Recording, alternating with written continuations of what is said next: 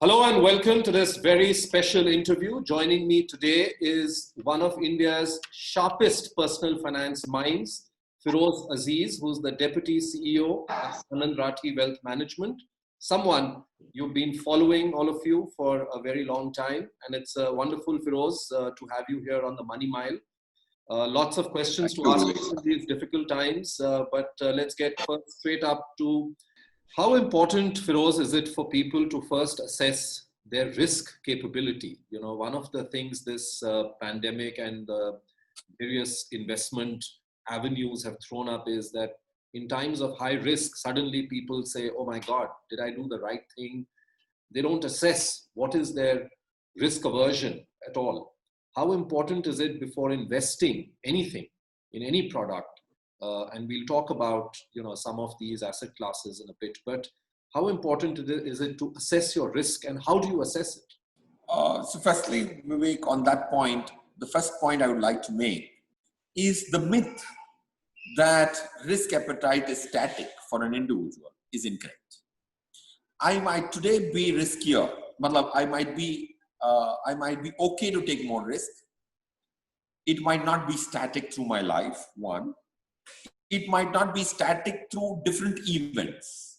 So understanding risk appetite of an individual, having lived with the same, if I am at an X age, I've lived with myself for those many years, but I can't today also confidently say that I understand my risk appetite. I understand my risk appetite today. I don't understand my risk appetite 10 years from now. I don't understand the risk appetite if a global financial crisis and a pandemic comes together. So it's not very static. So the reason why I'm saying this is because individuals have to respect and understand their own risks. That's point one. How do you understand risk? Understanding risk concept is simulating your portfolio.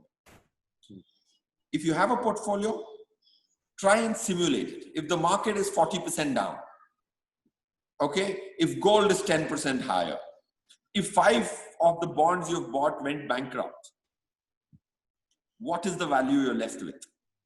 That's the number you'll have to find out.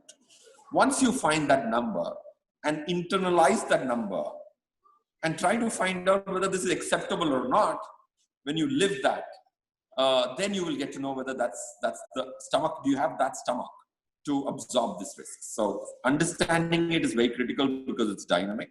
Point two, understanding can only be possible if you simulate what you currently have under circumstances which are worst case.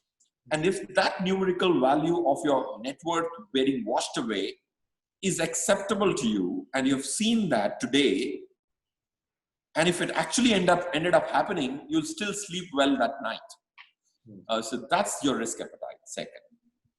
Third, how do you measure it? Before you get to measuring it, I think the chronological order is identifying them. If we asked an HNI, I'm speaking of an ultra HNI who has triple digit crores, ask him what are the risks you wish to manage. Most of them don't count the 4 or 5 risks which they wish to manage. Risk to most people's mind is only market risk. Market ka utar chadhav. There's market risk, there's credit risk, there's liquidity risk. These are the 3 most important risks. Once you've identified these 3, put a numerical way to measure it. Market risk is measured in standard deviation. To my mind, credit risk is measured in Z-scores, a concept called Z-scores. Liquidity risk is managed or measured in volumes. So these are the 3 risks and 3 measurements. Then you set a limit to each of these, and then you manage it. People have an aspiration to manage risk without identifying the risk, identifying the measures, identifying the limits. So that's how a risk gets managed in a treasury, which sometimes I'm a part of at Anand Rathi. That's how risk is managed. It's been a pleasure talking to you, Feroze. Thank you very much and wish you all the very best. These are difficult times. You're doing a lot of good, hard work, advising and hand-holding your customers. So wish you all the very best. Thank you very much for joining me. Thank you, Vivek. Bye.